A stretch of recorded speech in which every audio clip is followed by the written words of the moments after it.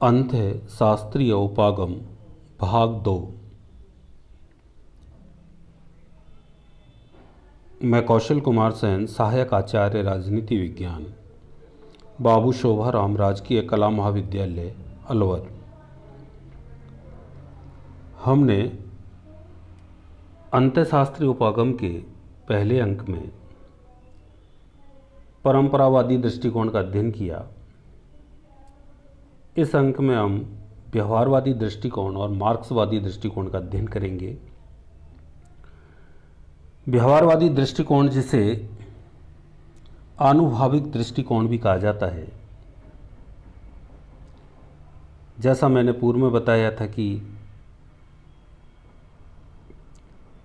अंतरनुशासनात्मक उपागम ये मान के चलता है कि सभी विषय एक दूसरे से अंतर संबंधित हैं और एक विषय का ज्ञान दूसरे विषय को पढ़ने में मदद करता है। व्यवहारवादी दृष्टिकोण व्यवहारवाद की 8वीं विशेषता, जिसे समग्रता कहते हैं, मैं ये बताया गया था कि सभी ज्ञान एक इकाई के रूप में है। इसको खंडित नहीं किया जा सकता, लेकिन अध्ययन की सुविधा की दृष्टि से इसका खंडन किया जा सकता है। परंतु समस्त ज्ञान किसी एक विषय पर जुड़ा होता है, किसी एक बिंदु पर जुड़ा होता है। अंतरशास्त्रीय दृष्टिकोण की अनुभववादी धारणा अमेरिकी राजनीति विज्ञान की विभिन्न शाखाओं जैसे व्यवहारवाद और व्यवस्था विश्लेषण सिद्धांत में परिलक्षित होती है। चार्ल्स मेरियम, लासवेल, सार्टोरी के अध्ययन में यह दृष्टिकोण परिलक्षित होता है। यह धारणा विभिन्न विज्ञानों, विशेषतः अर्थशास्त्र, राजनीति शास्त्र और समाजशास्त्र में विधि, तर्क, प्रतिमानों आदि की समानता पर बल देती है तथा विभिन्न सामाजिक विज्ञानों के स्थान पर एक सामाजिक विज्ञान का निर्माण करने के पक्ष में है। इस धारणा के अनुसार विभिन्न विज्ञान केवल केंद्रीय तत्व की दृष्टि से ही भिन्न हैं। जैसे अर्थशास्त्र का केंद्र बिंदु धन है, राजनीति शास्त्र का केंद्र बिंदु शक्ति है और समाजशास्त्र का केंद्र बिंदु परिवार, चर्च, समूह तथा वर्ग है। इन सभी विषयों की अध्ययन विधि समान है, जिसे वैज्ञानिक विधि कहा जाता है। व्यवहारवादी दृष्टिकोण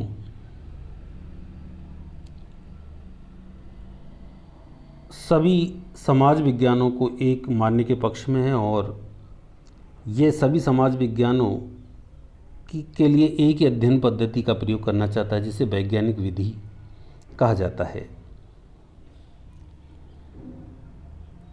इसकी धारणा है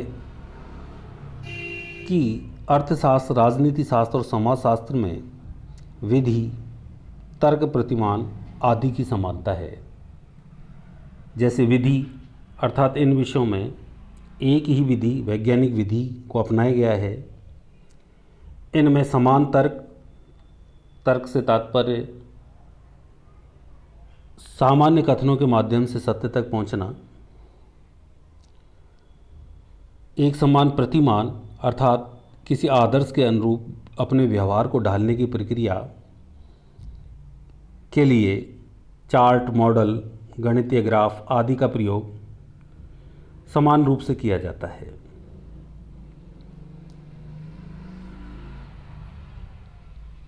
मार्क्सवादी दृष्टिकोण अंतरनुशासनात्मक दृष्टिकोण का तीसरा दृष्टिकोण मार्क्सवादी दृष्टिकोण है। मार्क्सवाद के अंतर्गत ऐतिहासिक भौतिकवाद की धारणा भी अंतर विषयक दृष्टिकोण का आधार है। मार्क्सवादी दृष्टिकोण के अनुसार मानवीय इतिहास प्रगतिशील, द्वंद्वात्मक और एकताबद्ध प्रक्रिया है। इतिहास के विभिन्न तत्व हैं: राज्य व्यवस्था, अर्थव्यवस्था, समाज और संस्कृति। इन सभी अंगों में अर्थव्यवस्था की भूमिका अन्य अंगों के मुकाबले निर्णायक होती है।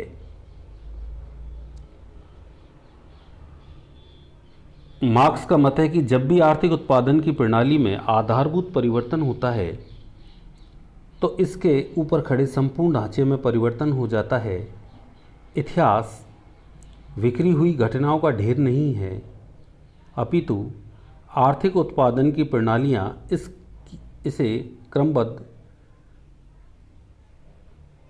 क्रमबद्धता प्रगतिशीलता एवं एकता प्रदान करती हैं।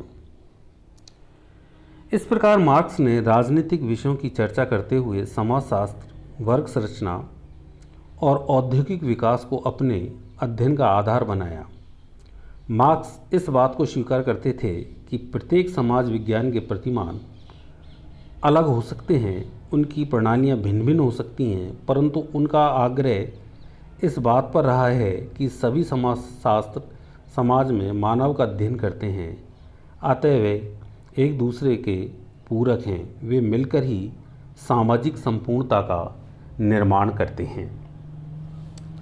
अर्थात मार्क्सवादी दृष्टिकोण की अंतर विषय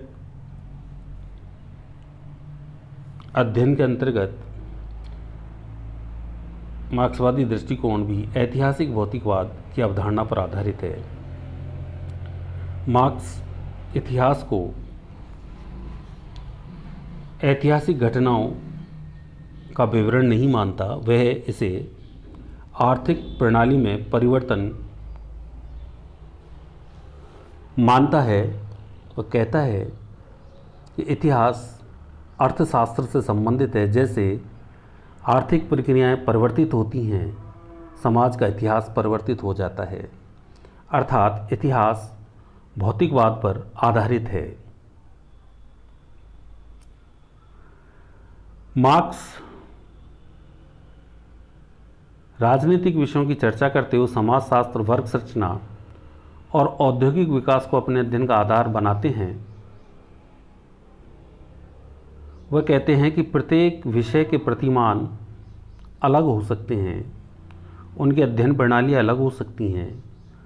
चूँकि सभी विषय मानव का अध्ययन करते हैं और वे सब मिलकर सामाजिक संपूर्णता अर्थात सोशल होल का निर्माण करते हैं, इसलिए सभी विषय एक दूसरे से अंतर संबंधित हैं। अंतःशास्त्रीय उपागम चार्ल्स मेरियम का योगदान। सन 1921 में अमेरिकन पॉलिटिकल साइंस रिव्यू में प्रकाशित अपने शोध निबंध में चार्ल्स मेरियम ने राजनीति विज्ञान के अध्ययन हेतु अंतरशास्त्रीय उपागम अपनाने का प्रबल समर्थन किया। सामाजिक विज्ञानों के एकीकरण को प्रोत्साहित करने तथा वैज्ञानिक सामाजिक शोध के लिए आर्थिक सहायता उपलब्ध कराने की दृष्टि से सामाजिक विज्ञान शोध परिषद की स्थापना की गई, जिसके प्रथम चेयरमैन मेरियम ही थे। मेरियम ने अपनी कृतियों में इस बात पर जोर दिया कि राजनीति विज्ञान में वैज्ञानिक तकनीक और प्रविधियों का विकास समय की सबसे बड़ी मांग है।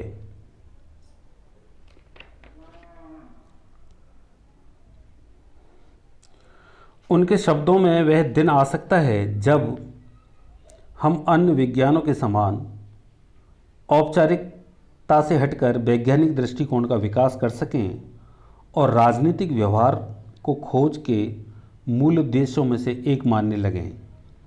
राजनीति विज्ञान को इतिहास और दर्शन के परिप्रेक्ष्य में प्रस्तुत करने को वह असंतोषजनक मानता था और उनका कहना था कि आधुनिक इतिहासकारों ने मानव संबंधों में मनोवैज्ञानिक, समाजशास्त्रीय और आर्थिक तत्वों की अत्यधिक उपेक्षा की है। ऐतिहासिक प्रगतिवाद से मनोवैज्ञानिक व्यवहारवाद की ओर बढ़ने की मेरियम की प्रवृत्ति उस समय के राजनीति शास्त्रियों के चिंतन की सामान्य प्रवृत्ति की परिचायक थी। लासवेल ने मेरियम की राजनीति के लिए मनोविज्ञान के महत्व को समझने वाले राजवैज्ञानिकों में अग्रणी माना। 1925 में प्रकाशित अपनी कृति न्यू एस्पेक्ट्स ऑफ पॉलिटिक्स में उसने ऐसे ऊंचे स्तर के सामाजिक और राजनीतिक विज्ञान के उद्भव की कल्पना की जिसके माध्यम से मानव व्यवहार का अधिक सुंदरता के साथ समायोजन किया जा सके और उसके आंतरिक मूल्यों को अधिक संपूर्णता के साथ अभिव्यक्त किया जा सके। अंत्यशास्त्री उपागम प्रमुख लक्षण। इतिहास, विधि शास्त्र और दर्शन शास्त्र पर अपनी निर्भरता कम करते हुए राजनीति विज्ञान को नए उदयमान सामाजिक विज्ञानों यथा मनोविज्ञान, अर्थशास्त्र, समाजशास्त्र और सांख्यिकी में हुए नवीन विकासों से अधिक ग्रहण कर अपनी विषय वस्तु को समृद्ध करना चाहिए। दूसरा, राजनीति विज्ञान का अध्ययन अकेले में और अलग अलग करने के बजाय समाज विज्ञान के अन्य विषयों के संदर्भ में वह उनके साथ मिलजुल कर करना चाहिए। अर्थात यह भिन्न भिन्न समाज विज्ञानों के स्थान पर एक ही समाज विज्ञान की स्थापना पर जोर देता है। अगला, सभी समाज विज्ञान वैज्ञानिक पद्धति का प्रयोग करते हैं, सभी मूल्य निरपेक्ष और तटस्थ हैं। तीसरा, सामाजिक विज्ञानों को व्यवहारवादी विज्ञानों के रूप में देखना और राजनीति विज्ञान की अन्य सामाजिक विज्ञानों के साथ एकता पर बल देना। अगला, यह उपागम संस्थागत अध्ययन के स्थान पर प्रक्रियाओं के अध्ययन पर जोर देता है। यह राज्य, सरकार, संविधान आदि के अध्ययन के स्थान पर राजनीतिक व्यवहार, मतदान व्यवहार, दबाव तथा हित समूह आदि के अध्ययन पर जोर देता है। इस प्रकार हमने अंतर अनुशासनात्मक उपागम का अध्ययन 2 अंकों में किया। इस अध्ययन के उपरांत जो हमें विदित होता है वह यह है कि समाज विज्ञानों में एकता होनी चाहिए। समाज का कोई भी उचित अध्ययन विभिन्न समाज विज्ञानों के सीमित दायरे में नहीं किया जा सकता, क्योंकि समाज तथा सामाजिक मानव के हर पहलू आपस में इस तरह जुड़े हुए हैं कि उन्हें अलग अलग करके अध्ययन करना असंभव है। इसलिए सभी सामाजिक विज्ञान आपस में संबंधित हैं और अंतरशास्त्रीय अध्ययन पद्धति ने फिर से समाज विज्ञानों के इस संबंध को उभार दिया है। आज राजनीतिक अर्थशास्त्र, राजनीतिक समाजशास्त्र, राजनीतिक मनोविज्ञान आदि विभिन्न राजनीतिक शास्त्र की नई शाखाओं का खुलना इस बात का प्रतीक है कि राजनीति शास्त्र अन्य सामाजिक विज्ञानों से संबंध स्थापित किए बिना नहीं चल सकता है।